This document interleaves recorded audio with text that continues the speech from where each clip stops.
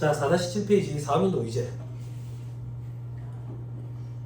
괄호 1번에 해산한 경우도 있죠. 합병 분할에 따른 해산의 경우도 있죠.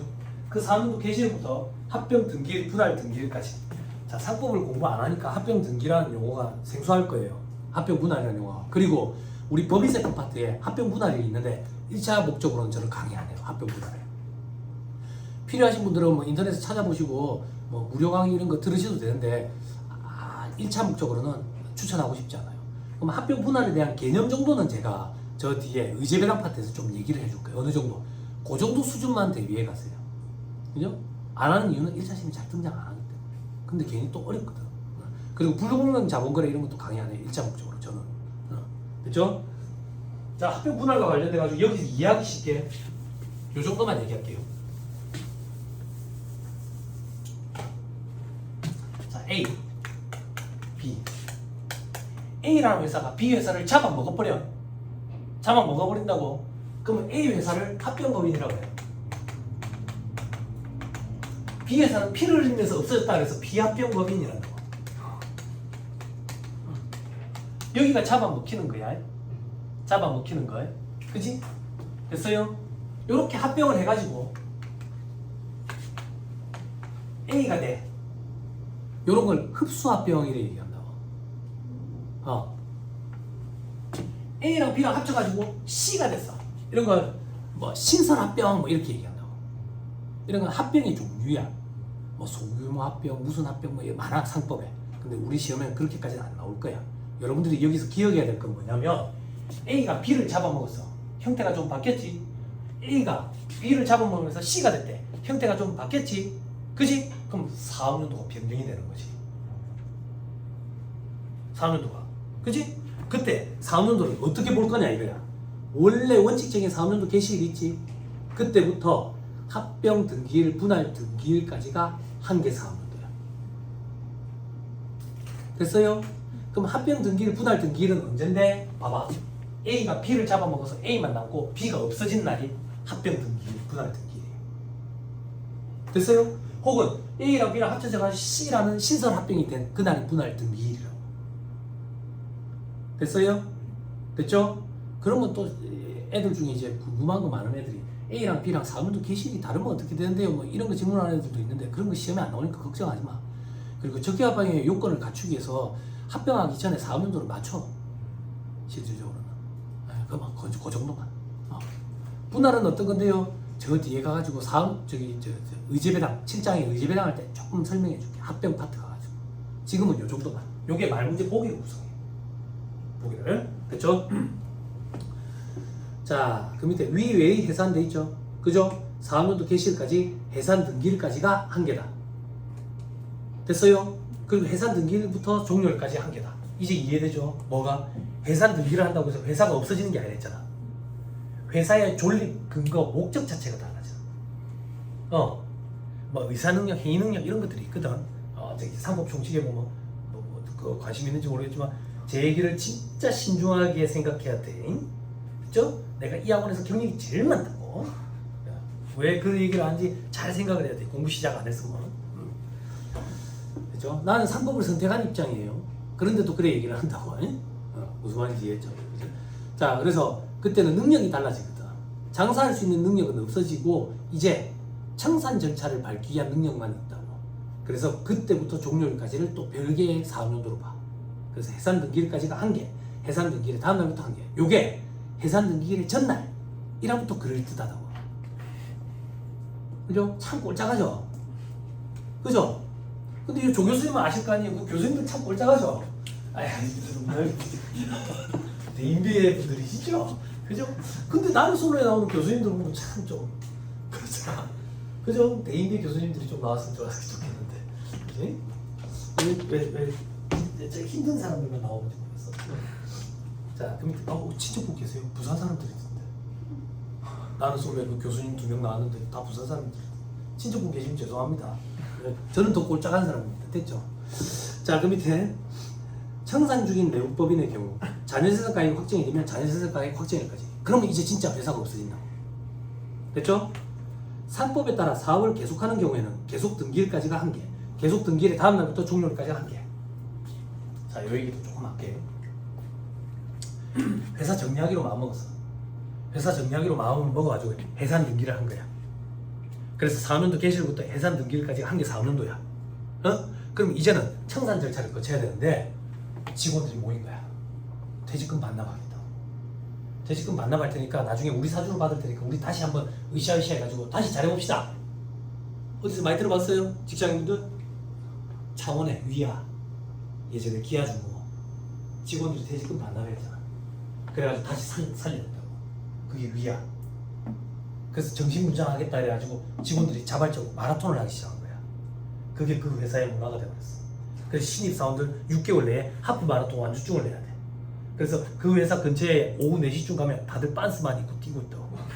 죄송합니다. 빤스 아닙니다. 빤스처럼 생긴 바지. 그죠? 그죠? 전 세계 최악의 사내 문화죠. 그죠? 딱 마라톤 관심 없어. 나 뛰는 거 안 좋아해. 그죠? 근데 돈을 많이 준대. 네? 그런 것처럼 우리 다시 한번 으쌰으쌰 해가지고 회사를 살리보자. 그거 계속 등기야. 그럼 계속 등기하면 그때부터는 회사가 장사를 할 수 있거든. 회사의 권리 능력이 이제 생긴다고. 그러니까 형태가 달라지니까 그때부터 또 사무조로 보냈다. 한 개. 됐어요? 이해돼요? 이해되죠? 그죠? 다른 강의 들으면 이런 거 이해 안 시켜줘요. 그런 것 때문에 제가 강의 바닥에 뛰어들었어요. 아무도 설명을 안 해줘요. 컴퓨터에다 대고 물어보니까 아무도 대답을 안 해주는 거예요. 챗GPT도 아니고. 그때는 학원이 없었어가지고. 그 밑에 연결 납세 방식을 적용받게 된 경우에는 뭐 전날 이렇게 돼 있는데 이건 뭐 참고사항 보시고요. 밑에 괄호 4번. 상법에 따른 조직 변경을 한 경우에는 4년도 의식규정 적용 안 한대. 여러분 저를 보세요. 상법 아무도 선택 안 하니까 아무도 선택 안 하는 걸로 정해버렸네 내가. 회사의 형태가 여러 개가 있어요. 여러 개가 있는데 이제 법이 개정을 일으켜가지고 회사의 형태가 한 개 더 늘어서 나서 이제 5개예요. 제가 이 얘기를 어떻게 할 수 있냐면 저는 이제 인제대에서 애들 세법이랑 회계랑 상법을 강의해요. 그래서 그래요. 저는 2012년에 상법이 전면 개정되기 이전에 나는 합격을 했어요. 그래서 그 이후에 개정된 건 몰라요. 근데 인제대에 상법 강의가 시작이 되었는데 저보고 좀 해달래요. 그 왜 저한테 그러냐고. 저는 개정되기 전에 공부해서 모르는데요. 그러니까 다른 사람 할 사람이 없대요. 다른 사람이 할 사람이 없으면 저희가 해야죠. 그죠? 믿고 맡겨주시는 분들. 그래 처음 시작되는 과목인데. 그래서 첫 해 강의를 했는데 실패했어요. 실패했다는 게 뭔데? 너무 어렵게 강의가 됐어요.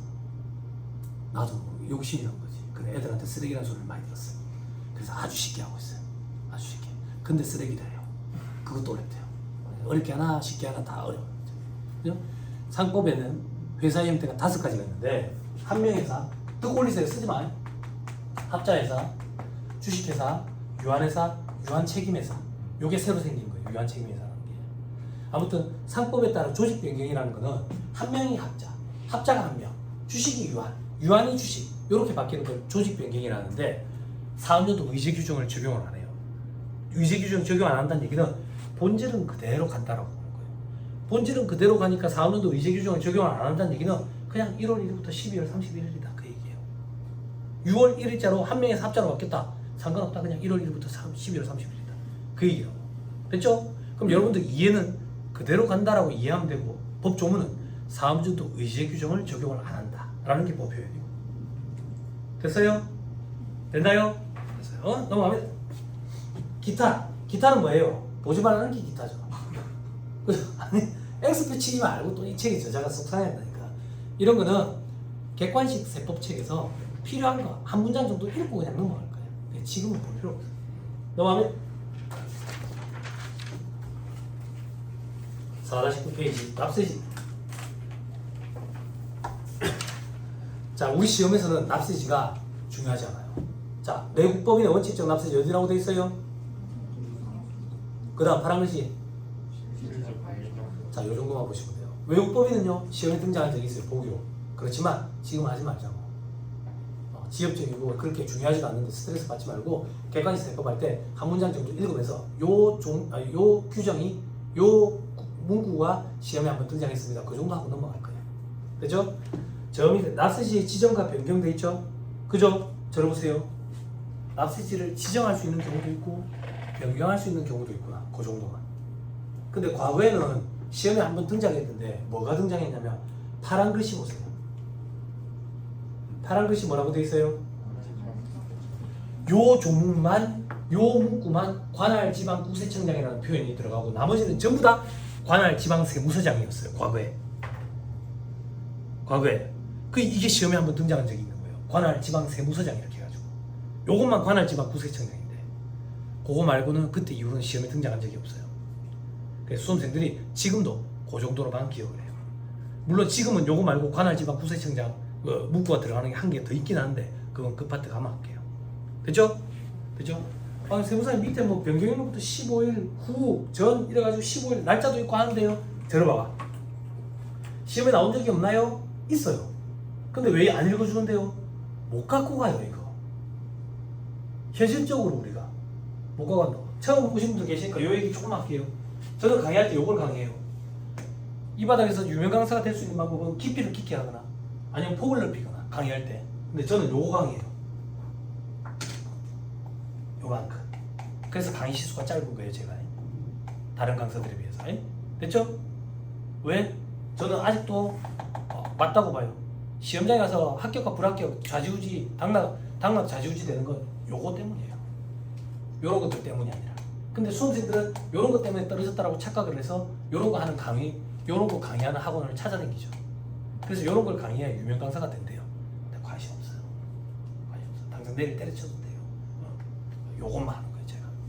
그래서 이런 거는 여러분 내를 무시하는 건가? 나 암기할 수 있는데 아니 사람 머리 다 거기 있어. 요런 거 포기하고 소득세법의 규정들을 암기해요. 응? 됐죠? 아니 선 그어주는 거 좋아한다면서. 그래서 제가 선을 그어주는 거예요. 됐죠? 넘어갑니다. 자 다음 페이지. 원천징수한 법인세 소득세 납세지 보지 마세요. 원천징수 규정이 굉장히 어려워요. 실무적으로 굉장히 중요하고 근데 우리 시험에서는 굉장히 중요도가 떨어져요. 우리 시험에서 중요도가 떨어진다는 얘기는 시험에 거의 등장하지 않는다는 얘기예요. 그래서 요즘 애들 얘기하는 가성비 차원에서 보지도 말자고. 실무 강의할 때는 이거 한참 강의해요 제가. 제가 전국적으로 실무 강의 하나 땡겨요. 실무 강의할 때는 이거 한참 얘기해요. 어려워요. 원천징수 규정이 소득세법이랑 좀 다르거든. 근데 보지 마세요. 됐죠? 시험에 나오면 어떻게 하는데 멱살 자리 하러 오세요. 이 자식아 니 때문에 떨어졌다 그러면 제가 그럴 거예요. 과연 이것 때문에 떨어졌을까? 이렇게 종이차처럼 흔들어 줄게요. 이렇게 보지 마세요. 스트레스 받지 마요. 넘어갑니다. 자 4-11페이지 신탁소득. 자, 또 등장했습니다. 하고 넘어가야 됩니다. 어렵다. 우리 부가세법에서 신탁과 관련돼 가지고 한번 맞아봤다. 많이 어려웠죠. 그죠? 근데 그걸 안 할 수가 없다. 2016년인가 18년이네. 대법원 판례가 하나 나오면서 이 바닥이 뒤집혔거든. 그때 제가 신무 강의하고 있을 텐데 막 사람들이 난리가 났었어. 그거에 관련돼 가지고 법인세법에 있는 규정이야. 부가세법은 이미 했어. 뭐가 포인트였지? 수탁자, 신탁 회사가 납세의무자였지. 그지? 기억나죠? 과거에는 위탁자, 신탁자가 납세의무자였다고.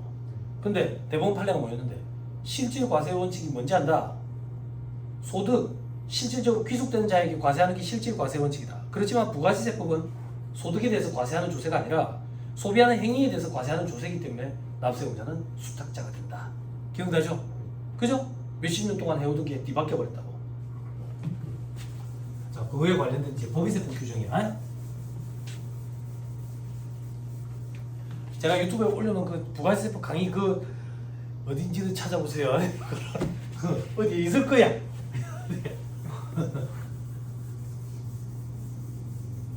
근데 요즘 참 세상 좋아졌더만. 요번에 대학에서 강의할 때 애들 그 비대면 강의할 때 그 저기 와이프가 가르쳐줘가지고 아이패드 또 하나 또 새로 샀어. 아이패드 예전에 샀다가 2달 만에 팔아치웠다 했잖아. 충격이 안 돼가지고.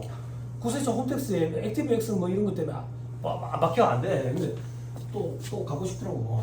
그래가지고 또 샀지. 또 샀는데 지난번처럼 또 팔까봐 그 에어인가 그걸 샀어. 지난번에는 프로인가 그걸 샀는데 내가 프로가 아니더라고. 그래가지고 했는데 화면 캡처 대박. 그래가지고 화면에 그 저기 교재를 띄워놔놓고 제가 주저리 얘기하는 거예요. 얘들아 옆 페이지 봐봐라. 줄 쳐주면서 요거 파란 줄 봐봐. 파란 줄 봐봐. 그분이 당도하셨다. 시험에 나올 거라 하더라. 그지? 미래를 갔다 왔다. 시험에 나올 거라 하더라. 이래 하니까 그 화면가 캡처가 돼가지고 영상으로 저장이 되더만. 세상 좋더만. 그 비웃어 오는 거야. 알고 있었어? 종효선생님 몰랐대. 종효선생님 몰랐죠? 응? 세상 좋더라. 그렇게 업로드 시키니까 애들은 내 얼굴 보기 불쾌할 거 아니야. 내 얼굴은 안 나와. 화면만 나와. 여기서도 저거 띄워가지고 이렇게 하면 좋을 것 같은데 아무튼 저것도 한번 활용을 좀 해봐야 되겠어. 자, 칠판 보세요. 칠판. 자, 기억만 더듬습니다. 여러분 회계 시간에 위탁 매매 공부했죠? 제목이 시간 위탁 매매. 나 컴퓨터 장사하는 사람이야. 그 용산전자상가에서 내가 컴퓨터 떼다가 팔 거야. 날이 너무 더워 귀찮은 거야. 대신 좀 팔아달라고 쿠팡한테 부탁했어. 그럼 내 창고에 쿠팡 창고에 갖다 놨다고. 그러면 이제 그 컴퓨터 재고는 쿠팡 거지. 어떻게 쿠팡 거예요? 얘들이 소유권 주장하면 내가 칼 들고 찾아가지. 내 거지. 그지? 근데 내 창고에는 없지. 그걸 뭐라고 불러요? 적송품. 그지? 그럼 나는 제품 판매를 하는 수익을 언제 인식해요? 쿠팡이 판매한 시점에 내가 제품 판매를 하는 수익을 인식하죠. 자, 이제 소래말로 바꿀게요. 그때 나를 위탁자, 쿠팡을 수탁자. 자, 이런 거래를 위탁 매매, 위탁 거래. 위탁 거래에서 위탁자는 수탁자가 판매한 시점에 위탁자가 수익을 인식한다고. 부가세법은 어땠어요? 회계랑 입장이 똑같았죠. 위탁자는 수탁자가 공급하는 시점이 위탁자의 공급 시기였지. 그래서 세금계산서 발급 시기도 수탁자가 공급하는 시기였지. 근데 그러려면 수탁자 옆에 붙어 따라다녀야 되니까 귀찮으니까 수탁자가 위탁자 명의로 세금계산서를 발급하고 지 명의는 부기했지. 덧붙였었지. 기억나요? 표정이 왜래? 기억났다고 해주세요. 안 물어볼게.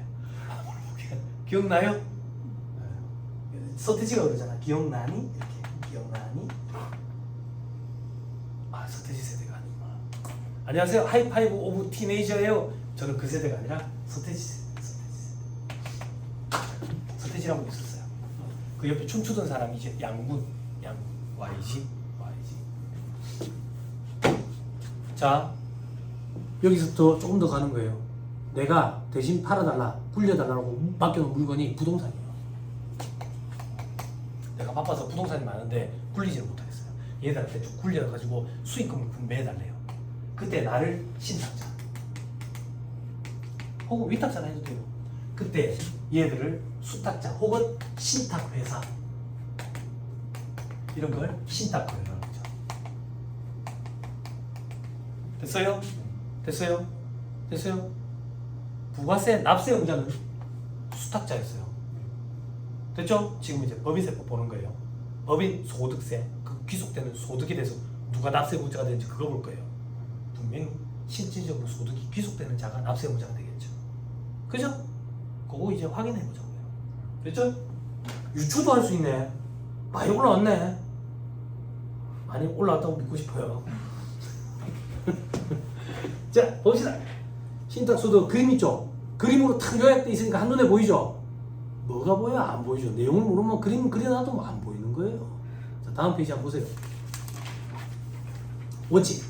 수익자, 그 실질적으로 소득이 귀속된 수익자, 신탁 이익을 받은 수익자가 신탁재산을 가진 것을 보고 법인세법을 적용한다. 됐죠? 자, 밑에 예외해 보세요. 위탁자 과세. 위탁자가 신탁재산을 실질적으로 통제하는 등 법령으로 정하는 요건을 충족하는 신탁. 법령으로 정하는 요건을 충족하는 신탁이 뭔데? 여기까지 알 필요 없어요. 포인트는 뭔데? 위탁자가 실질적으로 통제한대. 동우야 머리 아프지? 왜 머리 아픈데? 통제라는 말을 우리는 너무 싫어한다고. 안 그래? 안 그래? 통제? 우리가 시험에 합격할 때까지 우리를 괴롭히잖아. 통제라는 말을 어디서 들어봤어요? 응? 자산의 정의? 그렇지. 자산의 정의 어떻게 된다? 그렇지. 내 거다 이거지. 안 그래? 그지? 이게 왜 어려운데? 금융자산의 통제. 왜 시선을 피하지 말라고. 위험과 유익을 이전했느냐? 안 했느냐?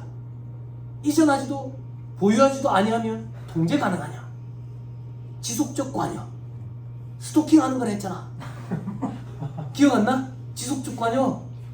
군대 갔을 때 PRI 해가지고 여자친구한테 전화했다 했잖아. 그 여자친구가 전화를 안 해가지고 전화를 안 받아가지고 니 뭐 했냐 하니까 그럴 것 같다 했잖아. 니가 정신 있냐 없냐? 내가 입대한 지 며칠 됐는데 오빠 미안해 안 갈게. 내 거잖아. 근데 뒷날 클럽까지는 내 거 아니잖아.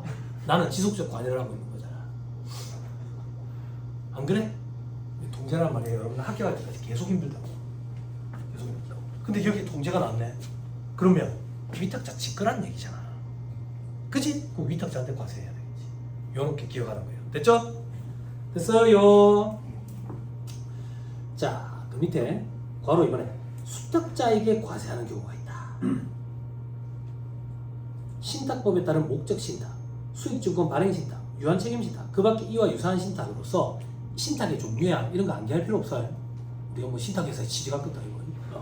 아무튼 법으로 정하는 요건을 충족하는 신탁의 경우에는 신탁 재산에 귀속되는 소득에 대해서 그 신탁의 수탁자가 법인세를 납세할 의무가 있다. 이 경우 신탁 재산별로 각각을 하나의 내부 법인으로 본다.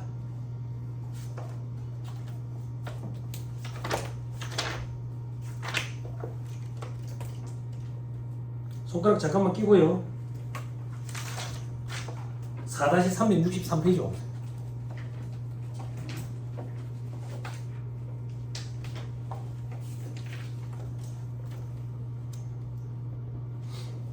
아까 무슨 신탁 이래가지고 법령으로 정하는 신탁에 해당하는 경우에 4-363페이지 첫째 줄 내부 법인으로 보는 신탁 재산 이런 표현 나오죠. 그죠? 그렇게 법령으로 정하는 신탁의 경우에는 그 신탁 재산을 법인으로 본다라고 했었잖아. 그지? 그냥 법인으로 봐버리는 거야. 그 재산을. 그걸 법인으로 보는 신탁 재산 이렇게 표현한다고. 무슨 말인지 모호하죠? 책 봐보세요. 신탁자인 내가 부동산을 맡겨요. 굴려달라고. 근데 아까 법적으로 정하는 신탁 재산이래 그게. 그러면 내가 맡겨놓은 그 부동산 있죠? 그 부동산 하나를 법인으로 봐버려. 법인으로. 그래가지고 이 신탁 재산에서 발생되는 수익금이 있겠죠? 그럼 수익금액이 소득이 발생하면 그거에 대한 세금을 내야 되겠죠? 그 세금을 수탁자가 내. 됐어요? 그럼 수탁자가 세금을 내고 나서 남은 수익금 있죠? 그걸 분배해 주는 거야. 됐나요? 들어보세요. 이 부동산, 신탁 재산을 법인으로 봐버린다고. 간주해버려요. 됐어요? 그래서 법인으로 보는 신탁 재산 이렇게 얘기한다고요. 됐나요? 됐어요? 들어보세요.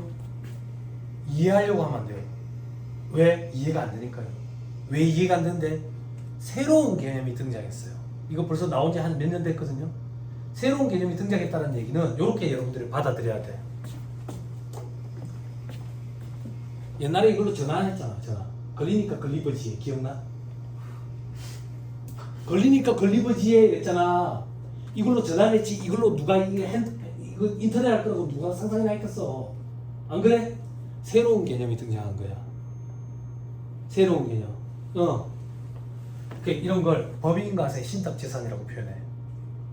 이 재산을 그냥 법인으로 간주해버리는 거야. 새로운 개념이 등장했기 때문에 여러분들이 기존에 아는 상식 차원에서 이해하려고 애쓰면 안 된다고. 새로운 거야. 그냥 받아들여야 돼. 전화를 하다가 핸드폰은 컴퓨터를 하고 있다고. 그런 개념처럼 생각해야 돼. 그래서 이런 경우에는 이 재산을 법인과세 신탁 재산이라고 표현을 하고 법인으로 봐버려.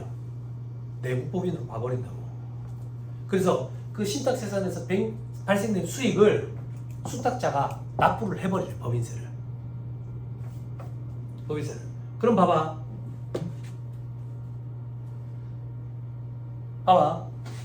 그럼 수탁자인 얘 입장에서는 얘만 맡겼겠어? 부동산을? 신탁 재산을? 수없이 많은 사람들이 맡겼을 거 아니야. 그걸 일일이 다 한 개씩 다 법인으로 의지해 버리는 거예요. 법인으로. 그럼 법인세를 납부해야 될 거 아니야. 이 소득들을 합산하면 되겠어 안 되겠어? 그래서 각각 별도로 해야지. 됐어요? 됐어요? 자, 4-363페이지 보세요. 이번에 신탁재산에 대한 법인세 과세 방식이 적용돼 있죠? 그죠? 구분 과세돼 있죠? 그죠? 그 밖의 소득과 구분해서 법인세를 납부해야 된다.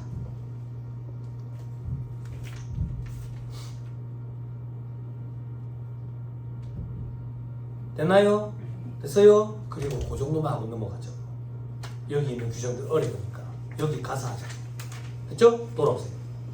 의지배당 할 때 또 여기 다시 또 갈 거예요. 이주과세 문제 때문에. 돌아오세요. 이런 걸 저를 보세요. 이런 걸 이 바닥에서 법인과세 신탁재산이라고 명명하기로 한 거예요. 됐죠? 법인과세 신탁재산. 그냥 그 신탁재산을 내부법인으로 보는 경우를 얘기하는 거야. 됐죠? 그럼 납세 용자가 누가 된다고? 결론 수탁자라고. 됐죠? 그럼 납세를 하고 나머지 금액을 분배를 해준다고. 그럼 나중에 왜 시험에 이게 의지배당 파트에서 나오는데요?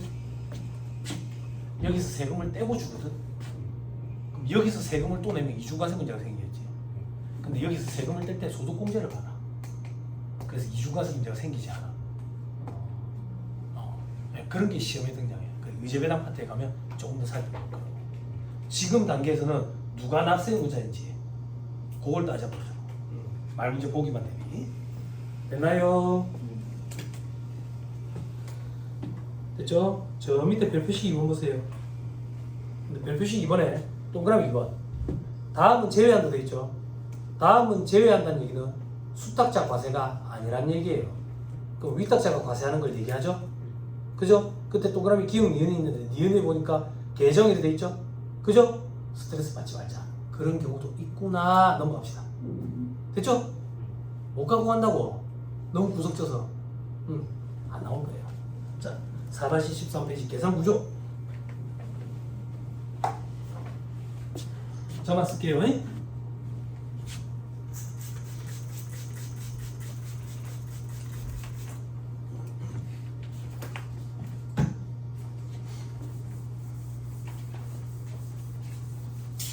좀 재밌는 거 없는가? 요즘 너 뭐 보냐? 그냥 웹툰. 응? 그냥 웹툰. 왜? 웹툰. 웹툰? 네, 그냥. 아 그래 맞다. 웹툰 그래 그런 거 볼 수도 있겠네. 열혈가온 도대체 언제 끝나는 거냐? 예? 열혈가온 언제 끝나는 거야? 16년 동안 연재하고 있잖아. 그래? 끝이 안 나. 끝이 안 나. 풍운처럼 그런 거야. 풍운이란 만화책 아니야 예전에? 끝이 안 났다. 마양성의 만화.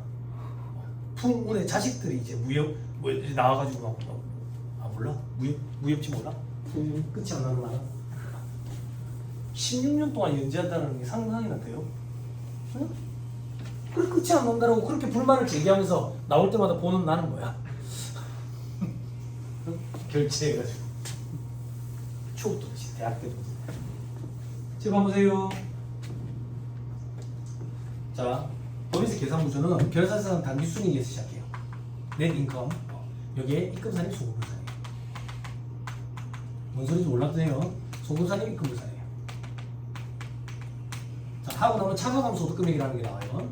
여기에 기부금 한도 초과예요. 기부금 한도 초과 2월에 하면 각 3인도 소득금액이 나가요. 이 금액에 대해서 과세를 하는 게 각 3년도 소득에 대한 법인세예요. 자, 여기서 2월별 소금 차감하고요. 비과세 소득 차감하고요. 그리고 소득공제 차감해요. 그럼 과세 표준이 나와요. 이 과세 표준은 이제 세율 곱하는데 그 세율이 앞으로 10, 20, 22, 25%로 바뀔 거라는 우리는 공부할 때 9, 19, 21, 24로 공부할 그거. 그럼 산출세액이 나와요. 그럼 밑에 세액 공개가 있고요. 세액감면이 있어요. 그럼 차가감 납부할 세액이 나와요. 뭐 기납부세액 이런 게 나오고요. 칠판 우리 시험에 여기까지가 98%예요. 여기까지가. 근데 여기까지가 거의 95%예요. 그래서 강의할 때 여기까지 꼼꼼히 보고 여기서부터는 띄엄띄엄 봐요. 몇 페이지 어디 봅시다. 몇 페이지에 어디 봅시다 이런 식으로 날아간다고 표현한다고. 됐어요? 실무에서는요 다 중요하죠. 근데 우리 수업 목적으로는 그렇다 그 얘기예요. 됐어요? 그죠? 오케이. 자 넘어갑니다. 다음 페이지 보니까 뭐 15 서식 있고 35 서식 있고 넘어갑니다. 50% 서식이 을, 값 이런 게 있는데 자 4-18페이지 과세소득. 첫 시간에는 항상 정의, 규정 이런 거 범위해야 돼요. 어느 과목이든 다 똑같아요. 이게 시험에 안 나오면 건너뛸 건데 나오니까 안 할 수가 없어요. 자, 과세소득의 범위에 학설 있죠. 그죠? 학설에 소득 원천설, 순자산 증가설이 있어요. 둘 다 기억해야죠. 우리 부가지세법 할 때 소비형 부가세 제도 그런 것도 학설이거든. 소비형이 있고 소득형이 있고 총생산형이 있잖아. 근데 우리 책에 보면 소비형만 있다고. 왜? 소득형과 총생산형은 시험에 나오지 않거든. 그런 건 대학에 기말고사, 중간고사 때 낼 법한 거라고. 근데 여기는 두 가지 다 기억해야 돼. 왜?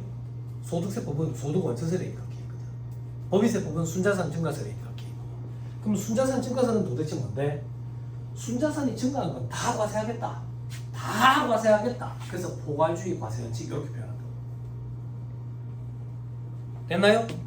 그럼 소득 원천설은 뭔데? 원천이 되는 소득에 대해서만 과세하겠다. 그럼 그 원천이 되는 소득은 뭔데? 일일이 하나씩 다 열거해 놓고 있어. 그래서 열거주의 과세원칙이 이렇게 표현한다. 그러니까 소득세법은 소득 원천설 열거주의 과세원칙에 입각해 있고 법인세법은 순자산 증가설 포괄주의 과세원칙에 입각해 있어.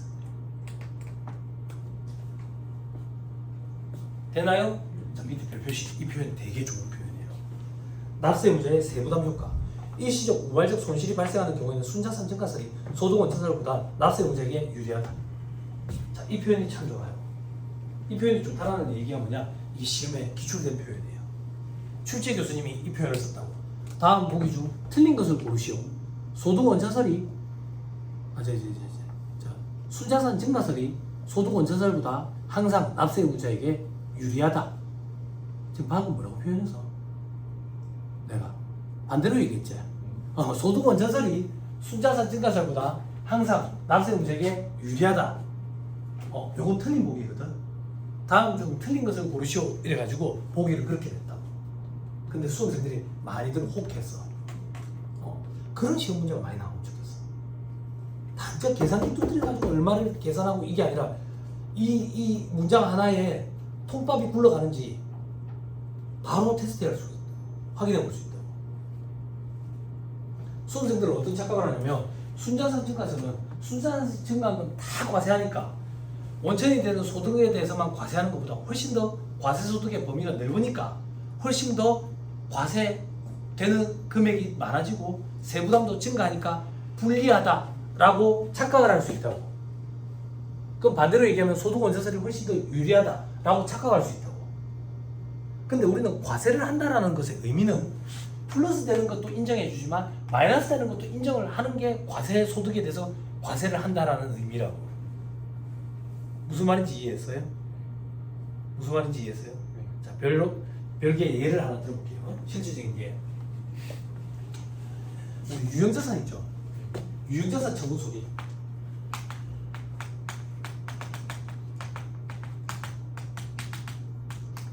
유형자산 처분 소득은 법인세법은 순자산 증가설에 입각해 있고 포괄주의 원칙에 입각해 있기 때문에 유형자산 처분 소득을 법인세법은 무조건 과세를 해요. 그럼 소득세법은 어떻게 되는데요? 소득세법 개정이 일어났는데 개정되기 전에는 과세를 안 했어요. 지금은 어떤데요? 간편장부 대상자는 과세를 안 하고요. 복식부기 의무자는 과세를 해요. 근데 여기를 보자. 개정되기 전.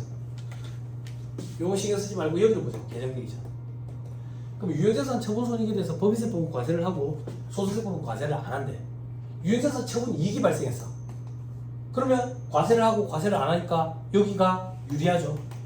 세부담만 보면 세부담이 줄어들죠. 근데 만약에 마이너스 났다고 봐봐. 마이너스 나면 여기는 인정이 되고 여기는 인정이 안 되니까 법인세법이 세부담 측면에서 유리하죠. 그걸 의미하는 거예요. 세부담 측면에서 봤을 때 소득 원천설이 항상 순자산 증가설보다 유리한 건 아니에요. 요게 맞는 표현이에요. 근데 유리하다 이렇게 오답보기를 내셨다고 교수님이. 저는 이런 문제가 많이 나오는 게 바람직한 방향이라고 봐요. 계산기 두드리는 것보다. 계산기 두드리는 거는 더 좋다는 도전 세무사에 사랑한다더라 세무사랑 프로가 해줄 거예요.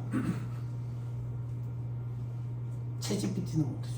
챗GPT는 과거에 살고 있더라고요. 현행세법 규정에 대해서 놓치고 있어. 나 챗GPT 사용해보는데 현행세법 규정을 몰라. 됐어요? 그래서 왜 모르냐고 막 뭐라 했어. 뭐라 했더니 2023년까지만 공부했다더라. 그렇게 답변을 주더라. 그래서 내가 또 뭐라 했다고. 그럼 내가 너한테 돈을 결제할 필요 없지 않아? 돈이 썩었네 내가 또. 그랬더니 죄송합니다 그러더라. 죄송한 게 아니라 환불을 해줘야지. 그런 규정은 없습니다 그러더라고. 만들어진 거. 챗GPT랑 싸우고 있어. 아주 재밌어. 아주 재밌어. 농담에 도라이 아니 히키코모리가 될 것 같아. 자, 됐죠? 됐죠? 앞으로 아마 이런 방향으로 바뀌어가지 않을 것입니다. 시험 문제가.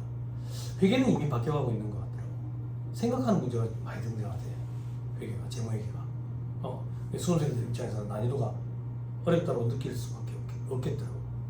근데 그런 문제가 이제 많이 등장하게 되면 시험 시간이 진짜 턱없이 부족하겠더라고. 과거처럼 기계적으로 알고 있는 지식을 풀어내가지고 이제 뭐 정답을 맞추는 그런 거 이제 누가 빨리 두드리느냐 그런 거였는데 요즘에 생각하는 문제가 참 많이 나오더라고. 바람직하다라고 보여지는데 그래 되면은 상법이랑 쪼개야 되지 않을까? 시험 시간을 그렇게 해야 조금 더 합리적이지 않을까라는 생각이 좀 들어요. 지금은 두 과목을 한 타임에 보기 때문에 어중이 떠중이 합격하는 케이스들이 간혹 발생해요. 그런 건 바람직하지 않다고 봐요. 정말 실력이 있는 사람들이 합격해야 돼요. 물론 2차 시험에서 다 걸러지죠.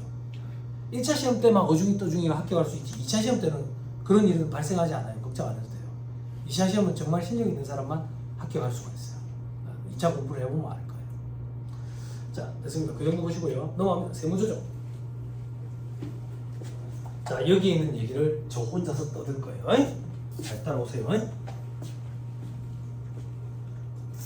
자, 요 얘기하고 오늘 집에 갑니다. 요 얘기 20분이 걸릴지 뭐 1시간이 걸릴지 몰라도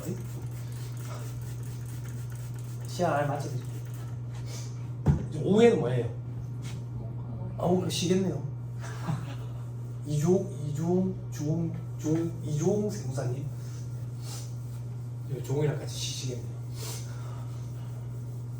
그러니까 강의하는 강사도 쉬는 거 아니에요? 수강생도 쉬는 거고 바뀌지도 전략적 원가 관리 자꾸 바뀌는데 시험이 안 나오고 결론적으로 안 바뀌는 거고 재무회계? 재미회계니까 재미있어서 주고 그러니까 할 거 없으니까 쉬고 세번만 맨날 힘들어. 재정화 상법 우리의 합격을 도와주기 위해서 존재하는 겁니다. 제가 보세요.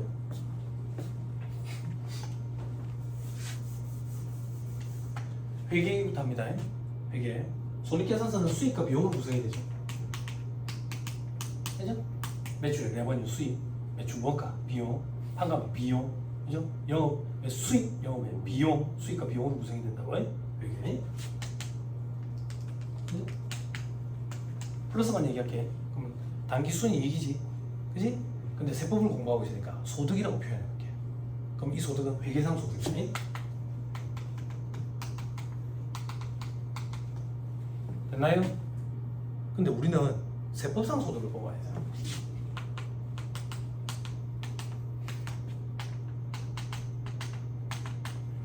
세법상 소득을 뽑아야 되는 이유가 뭔데? 세율을 때리기 위한 과세 객체가 얘예요. 세법상 소득. 그럼 세법상 소득과 회계상 소득은 같지 않아? 같지 않아요. 왜 같지 않아? 같아야 되는 거 아니야? 그러면 세무사는 굶어 죽어요. 여러분들이 걱정할 일은 아니죠. 세무사는 저만 세무사니까. 그죠? 제가 굶어 죽을 거라고. 달라. 그럼 세법상 소득은 어떻게 뽑아내는데? 입금이라는 거에서 손금이라는 걸 차감해서 세법상 소득을 뽑아내요. 그럼 입금은 뭔데? 회계상 수익과 유사한데 조금 달라. 손금은 뭔데? 회계상 비용과 유사한데 조금 달라. 이게 소득세법으로 가면 총수익금의 필요금이 이렇게 되는 거예요. 여기까지 됐어요? 그럼 봐봐. 회계감사 대상법인이라고 볼게요. 1년 동안 장부를 쫙 해가지고 12월에 결산을 딱 보고 회계 감사를 받을 거 아니야. 회계 감사를 받는다는 얘기는 기업회계 기준에 따라 적정하게 회계 처리가 이루어졌는지 검토를 받는 거지.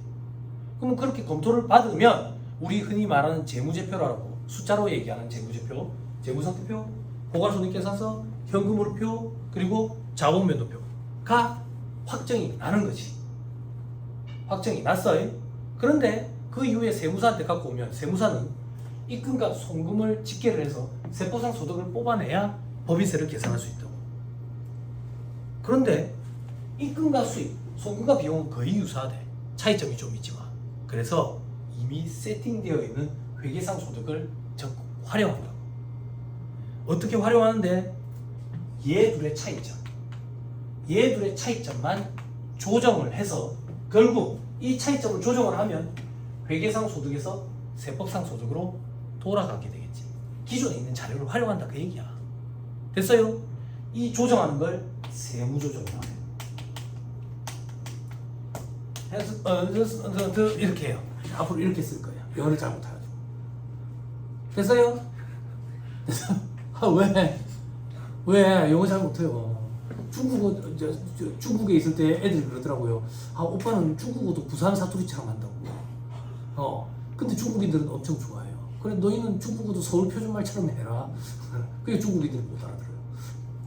일본어를 했을 때 더 잘했을 것 같은데. 그지? 부산 사람들끼리 막 얘기하고 있으면 서울 사람들이 그런데 싸우는 거 아니야? 아, 아니야. 봐봐, 일본 사람이잖아. 일본인인 줄 알았대. 우리가 얘기하면. 그러니까. 이해이승 이런 거 아시죠? 서울 사람들 절대 이해 못한대. 서울에서 직장생활 할 때 직장 보는 거 이거 한번 읽어보래요. 이해이승 말고 이게 어떻게 그렇게 되냐고. 그럼 어떻게 하냐고 그러니까 이해이승이래요. 뭔 소리 하는 거야 도대체. 다 이해이승이래. 다 이해이승. 우리가 훨씬 더 고차원적이죠. 안 그래요? 조선왕조 500년 통일 신라 천년 생각해보세요. 안 그래요? 아니 왜 세종시로 가요? 그죠? 부산역 실버타운으로 와야 되는 거 아니에요? 부산 실버타운에 와야 되는 거 아니에요? 젊은 사람이 없어. 세부사님 저희는 어떻게 해야 됩니까? 학교하면 서울에 가세요. 그래도 부산 바닥에서 제일 오랫동안 강의하고 있으니까 주변에서 연락이 많이 와요. 이번에 합격한 사람 중에 괜찮은 사람 소개 좀 해달라고. 세무법인에서 없습니다. 아직 합격자 발표가 안 났어요. 그러면 그러니까 합격할 거로 보이는 애들 중에 괜찮은 애들 아무도 없습니다. 왜 없는데? 다 서울로 다 가요. 서울로 가세요. 연고가 없습니다. 부산엔 연고 있어요. 도와줄 사람이 있어요. 왜 안 가지? 아, 우리 삼촌이 사업을 하고 있었어요. 여러분들 삼촌은 여러분들한테 안 맡길 거예요. 뭘 실력 있는 걸 몰라 알아가지고 맡길 거야. 서울 가세요. 아싸, 경쟁자가 없었다.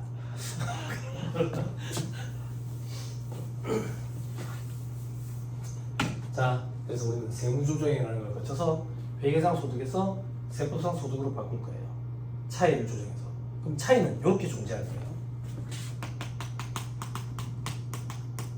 이런 차이가 있을 거고, 이런 차이가 있을 거고, 그죠? 이런 차이가 있을 거고, 이런 차이가 있을 거고. 학생들 제발 사전 지문 먼저 보세요. 쉬는 시간 되면 왜 세무사에 같은 경우는 얘기를 안 해주십니까? 이러는데 그런 애들은 내랑 좀 안 맞아. 오지 마. 세무사라는 직종이랑 안 맞을 수도 있어. 바보라는 얘기가 아니라 법무사랑 또 맞을 수도 있어. 그러니까 여기 발도 들이지 마. 제발 정말. 그럴 때마다 강의 때려치고 싶다고. 차이가 뭘 얘기하는 건지 모르는 것 같아. 아 정말 해마다 있어. 해마다. 너무 힘들다. 그거 있잖아. 텔레비에 나오는 거. 5대5 그러면 누가 5야 이렇게 물어보는 거 있잖아. 대화도 안 하고 싶어. 자, 이런 경우에 대해서 보자고. 회계상 수익은 100원인데 입금은 80원이야. 초심자들은 이런 걸 질문하더라. 이런 경우가 있을 수 있습니까? 이렇게 질문하더라. 귀속 시기 차이 때문에. 회계에서는 올해 매출액이 100원인데 세법에서는 올해 매출액이 80원이고 20원은 내년 매출액인 거야. 그래서 이런 차이가 생길 수가 있어. 실무적으로도 많아. 그러면 우리는 이 100원이라는 자료에서 시작하거든. 그래서 20원을 빼야 되는 거예요. 100원이라는 자료를 우리가 불러오게 했다고 생각하면 돼요. 그래서 20원이라고 빼는 세무조정을 하는 거죠. 이걸 입금 불산입으로 세무조정한다 이렇게 얘기한다고. 처음이니까 풀로 써드릴게요. 자, 반대로 회사가 계산한 수익이 80원인데 세법상 입금 100원이래. 귀속식이 차이 때문에 여러분들이 공부한 걸 가지고 예를 들면 건설계약 파트 공부했죠. 도급공사, 그죠? 진행률, 그죠? 세법에서 얘기하는 진행률과 회계상 계산된 진행률의 차이가 생길 수가 있다고. 많아. 그런 일이 많이 벌어져. 됐죠? 그럼 이때는 더 해야 되겠지. 80원이라는 자료를 활용하니까 입금 산입으로 세무조정한다 이렇게 한다. 됐어요? 종교쌤 울지 마세요. 울 때가 아니에요. 퇴직급여 충당금 할 때는 울어도 돼요. 아직. 그러니까 울음을 참아놨다가 퇴직급여 충당금, 대수 충당금 할 때는 여기서 그냥 우세요. 화장실 가서 울지 마요. 수업 진행해야 되는데 자꾸 안 와. 울고 있어가지고. 여기서 울고 있으면 돼요. 자, 그 다음 회사가 계산한 비용이 100원인데 세법상 송고로 인정되는 거는 80원이래. 요런 건 또 어떤 건데요? 회사가 잡손실 100원 이렇게 달아놨는데 그 중에 과태료가 20원이 있었던 거야. 세법상으로 과태료는 송금으로 인정이 안 되거든. 80원만 인정되거든. 그러면 봐봐. 20원을 빼는 세무조정을 해야 되는데 비용을 줄이는 거는 과세소득을 늘리는 거지. 이런 거 강의할 때마다 참 힘들거든. 빼는 걸 하면 여기 가서 탁 붙어. 이게 웃지 마시고 이게 학교 졸업한 지 오래되면 잘 안 돼요. A에 마이너스 2분의 1승 해보세요. 잘 안 되죠. 졸업한 지 오래되면 잘 안 돼요. 근데 예전에 여기 고등학교 수학생님이 계셔가지고 도와달라고 항상 그랬었는데 잘 안 되는 분들은 암기하면 돼요. 빼기를 하면 더하기가 돼요. 암기하세요 그냥. 그러면 더하는 세무조정이야. 이걸 송금 불산입으로 세무조정한다 이렇게 얘기하는 거. 됐죠? 마지막 회사가 계산한 비용이 80원인데 세법상 송금은 인정되는 거는 100원이래. 그럼 빼야 되겠지? 송금 산입으로 세무조정한다 이렇게. 됐어요? 칠판 쓸 필요 없어. 책이 예쁘게 잘 돼 있어. 책이 예쁘게 잘 돼 있어. 책이 없었으면 내가 이거 엄청 예쁘게 써줬을 거야. 더하는 세무조정 2개, 빼는 세무조정 2개를 하니까 뭐가 되는데? 회계상 소득에서 세법상 소득으로 바뀌는 거지. 7번 더하는 세무조정 2개, 빼는 세무조정 2개를 하니까 여기 아까 뭐라고 했던 건 기억나요? 하나는 소득급에 기본 한도 초과해. 기본 한도 초과 2월에 소금산이 뭔 소리인지 모르겠죠? 모르겠으니까 없다라고 보자. 자, 일단 이게 없으면 마음이 편하다. 기부금이 참 힘들거든. 없다고 보자. 없으면 여기지. 더하는 거 2개, 빼는 거 2개를 하면 회계상 소득에서 세법상 소득으로 돌아가네. 즉 얘가 회계상 소득이고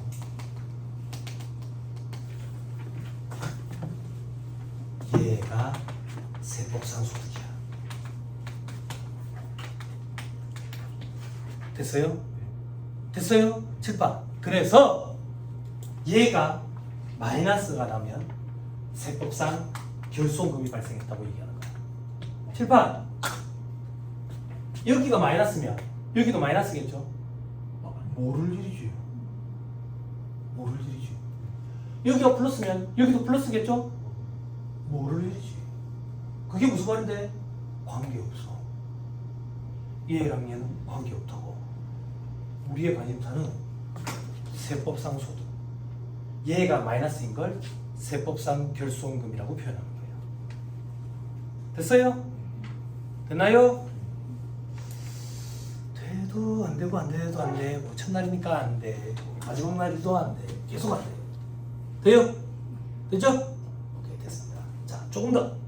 자, 밑에 4-19페이지 중간에 보니까 결산 조정과 신고 조정은 돼 있죠? 저만 계속 보고 계시면 돼요. 자, 제가 아까 생략을 했어요.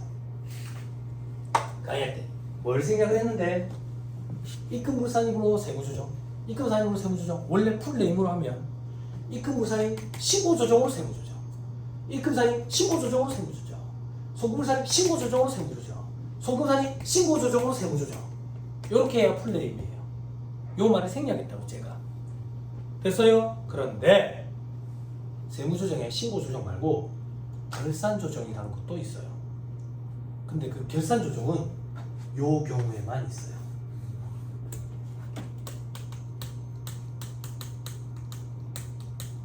그럼 요 경우에는 신고 조정도 있고 결산 조정도 있는 거예요. 돼요? 다시 요 경우가 뭔데? 요 경우는 회사가 계상한 비용이 세법상 송금보다 작은 경우를 얘기해요. 됐어요? 가령의 숫자를 다시 집어넣어 볼게요. 회사가 결산서에 비용으로 80원을 적었네. 조금 이따 나올 건데 손비라고 표현해요. 손비. 손비는 세법에서 손실 또는 비용을 손비라고 표현해요. 이건 회계상 손실 또는 비용을 얘기하는 거예요. 손금은 세법상 경비인 송금을 얘기하는 거예요. 손비는 손실 또는 비용을 얘기하는 거고요. 됐죠? 회사가 손비, 손실 또는 비용을 80원을 적었대. 세법상 경비인 송금으로 인정되는 금액은 100원이래. 그럼 세무조정이 어떻게 되는데? 20원만큼 송금 삽입시킨다. 마이너스 더. 됐어요? 그러면 세법상 송금은 얼마가 되는데? 100원이 되는 거지. 됐죠? 안 어렵죠? 80원에 20원 두 개 더 해야 되잖아. 60원이 아니라. 됐죠? 됐죠? 이 경우는 신고 조정 항목인 경우에 이렇게 해요. 그럼 결론부터 먼저 하자. 결론. 결산 조정 항목이면 어떻게 되는데? 결산 조정 항목이면 어떻게 되는데? 죄송합니다. 누가 엉덩이 자꾸 물을 쏘는데? 감사하네. 시원한 분. 어디서 자꾸 물이 묻는 거지? 자, 7번 보세요. 그러면 결론부터 결산 조정 항목이면 어떻게 되는데? 결산 조정 항목이면 세무 조정이 없어요. 없을 문자예요. 그럼 결론부터 보자 그 얘기야. 세무 조정이 없으면 법인세법상 인정되는 송금은 얼마라는 얘긴데? 80원. 여기까지 됐어요? 됐나요? 즉 세무 조정이 없다고. 없다고. 그럼 다시 결산 조정이 도대체 뭐냐? 결산 조정은 세법상 송금으로 인정받고 싶으면 결산서에 손비로 계상해야지만 인정되는 항목이 송금 결산 조정 항목이라고. 극단적으로 가져가자. 송금으로 인정받고 싶으면 결산상 손비로 계상해야 된다며 안 했다라고 가정해보자. 아무것도 안 했어. 아무것도 안 하면 송금으로 아무것도 인정을 못 받아. 세무조정 없고 송금 인정액은 0원이라고. 이런 걸 결산 조정 항목이라고 해요. 세법상 송금으로 인정받고 싶으면 결산서에 손실 또는 비용으로 계상한 경우에만 인정되는 항목을 결산 조정이라고 해요. 학생들 사전 질문 원천 공세 제발 해마다 한 명씩 꼭 있어. 세무서님 왜 이게 항상 작은 것만 얘기하세요? 여기가 110원인 경우는 왜 얘기 안 해주세요? 이건 여기잖아. 이건 뭐라고 표현을 해요? 눈이 안 보이는 건가? 아니면 머리를 집에 놔두고 온 건가? 제발 이런 걸 우리는 질문이라고 얘기하지 않아요. 됐어요? 이런 애들이 관종이에요. 관종. 아시겠죠? 그죠? 밉지 않은 관종 언니는 예쁘기라도 하죠. 그죠? 이런 질문을 하는 학생들은 미워요. 그죠? 이런 말도 안 되는 소리 좀 하지 마세요. 제발. 그죠? 자, 이런 결산 조정 항목은 어떤 것들이 있느냐? 주로 내부적인 계산, 감가상각.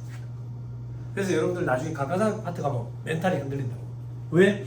회계 시간에 감가상각 방법에 정의법, 정유법, 이주체납법, 생산량 비례법, 또 인수학기법 공부해가지고 적정한 감가상각비가 얼마인지 계산했잖아. 근데 세법에서는 계산을 했는데 감가상각 붕괴는 안 끊는데. 그래서 세법상 아무 문제가 없대. 왜? 결산 조정 항목이거든. 감가상각비를 비용을 안 잡으면 송금 아무것도 인정 안 받는 거지. 그럼 손해 아닌가요? 내년에 계상하면 내년에 인정받아. 법인에게 선택권이 주어져 있는 거야. 올해 계상 안 하고 인정 안 받고 싶어. 내년에 인정받고 싶어. 올해 장부에 안 달고 내년에 달면 돼. 문제가 없나요? 아무 문제 없어. 왜 문제가 없나요? 회계감사 대상 법인은 문제가 생기지. 근데 감사를 안 받는 법인이 더 많아요. 더 많아요. 아무 문제 없다고. 그런 것들이 결산 조정 항목이야. 그래서 좀 까다로울 것 같죠? 그래서 여러분들이 좋아하는 건 다 결산 조정. 감가상각비, 퇴직급여 충당, 대소 충당. 너무 좋아서 막 눈물이 나는 파트거든요. 그 파트들. 그죠? 이런 건 다 결산 조정. 그죠? 그죠? 여러분들이 출제 교수라고 생각해 보세요. 무조건 내겠죠? 그죠? 알고 있으니까 대비해야죠. 그죠? 그 정도 감도 없으면 옆바닥에 앉아 있으면 안 되겠지. 그지? 됐습니다. 자, 넘어가면 4-20페이지. 비교. 자, 결산 조정은 결산세, 손비, 손실 또는 비용을 얘기하는 거예요. 계산한 경우에 한해서 인정되는 거. 신고 조정은 무조건 해야 돼. 차이. 됐죠? 대상, 주로 내부적인 계산. 신고 조정은 결산 조정 말고는 다 신고 조정이야. 됐죠? 자, 밑에 성격, 임의적인 계산한 거. 이거 계산을 해도 되고 안 해도 되고. 계산을 하면 인정받을 거고 계산을 안 하면 인정 못 받을 거고. 신고 조정은 무조건 차이를 조정해야 돼. 그러니까 강제라고, 강제. 손익귀속 시기, 귀속 시기 조절이 가능하네. 올해 인정 안 받고 싶으면 올해 안 달면 돼. 내년에 달면 돼. 근데 신고 조정은 무조건 인정받아야 돼. 올해. 됐죠? 자, 경정 청구 불가 가능해서 돼 있죠? 자, 경정 청구란 말 들어봤어요? 자, 제가 부가세법 할 때 했는데 경정 청구는 우리가 세금을 과원합해가지고 잘못해서 많이 냈다고 돌려받으려고 신고할 때 경정 청구라는 걸 하죠. 그죠? 그게 무슨 말인데 감가상각비를 계상했으면 소득이 줄어드니까 세금을 적게 냈을 건데 계산을 안 해가지고 세금을 많이 냈다고 그럼 추후에 잘못됐으니까 계산할 테니까 돌려주세요. 경정청구 안 된다고. 왜? 얘는 계상한 사업연도의 송금으로 인정을 받는 거예요. 그러니까 작년으로 돌아갈 수가 없어. 이게 무섭다고.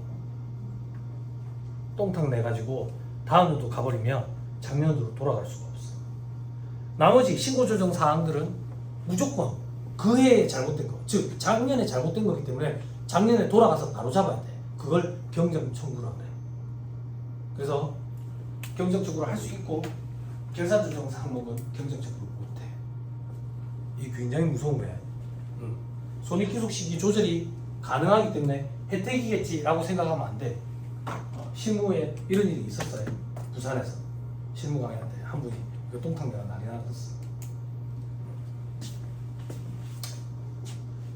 네, 됐어요. 나중에 수준이 어느 정도 올라오면 그 무슨 사례였는지 한번 소개해 줄게. 지금 무슨 사례 해봐야 소련만 있거든. 자, 그다음 넘어갑니다. 밑에 누락시 송금 인정 방법도 있죠. 그죠? 계산 못하면 다음 연도에 계상해야 돼. 작년으로 못 돌아가.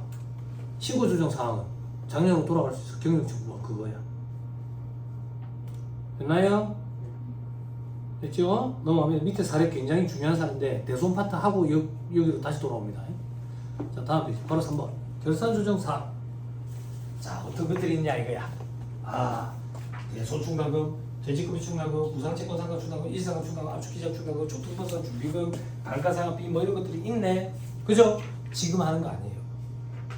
다 알아서 됩니다. 제가 대손 충당금만 2시간 동안 강의해요. 퇴직급여 충당금 2시간 강의하고요. 그 일상금 충당금 30분 강의하고요. 준비금 이거는 어려웠고 감가상각비 한 4-5시간 강의할 거예요. 그래서 각 론에서 강의를 다 할 거고 여기는 앞에서 요약해서 보여주는 차원입니다. 됐죠? 넘어갑니다. 자, 저 밑에 괄호 4번 신고조정사항, 결산조정사항 외에는 전부 다 신고조정사항이다.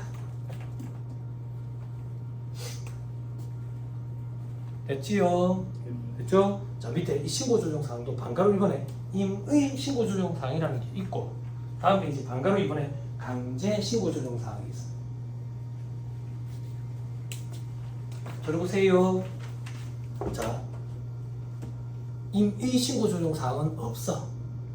지금은 신고조정사항은 다 강제야 라고 생각하세요.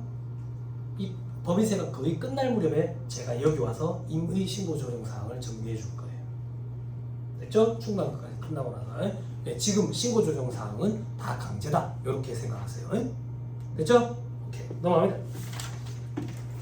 자, 소득처분 이렇게 있죠? 소득처분. 자, 소득처분은 저 혼자서 또 좀 떠들어야 되는데 시간이 애매해요. 시간이 애매한데 우리에게 내일 또 8시간의 기회가 있어요. 그러니까 오늘 이 정도 하고 내일 오시면 하는 걸로 그렇게 하시죠. 내일 8시간 할애해놨는데 하는 데까지 해보시죠. 하는 데까지 해보면 다음 주 일요일에 조금 융통성을 우리가 발휘할 수 있으니까. 그렇죠? 오늘 이 정도 하시죠. 강의 듣느라고 고생 많았습니다. 수고하셨습니다.